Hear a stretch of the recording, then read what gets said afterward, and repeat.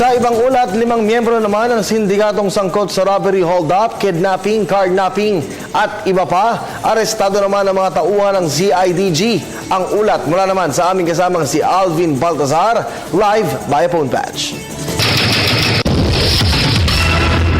Yes, Kirby, ayon kay CIDG Chief Police Director Benjamin Magalong, Agosto pa ng kanilang simulang sundan ang galaw ng naturang grupo at ito ay nagawa matapos maisilbi ang 4 na search warrant at matiklo kaninang madaling araw sa Napindan, lungsod ng Taguig.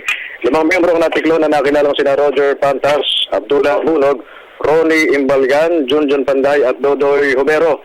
At nasamsam mula sa 5 suspect at 3 armas, 130 grams ng shabu na nagkakahalaga ng 700,000 piso at kasama ang side utogang sa top 61 na criminal group dito sa Kalakhang, Maynila. Naharap pa sa mga kasong robbery, drug trafficking at illegal possession ang 5 natiklong suspect.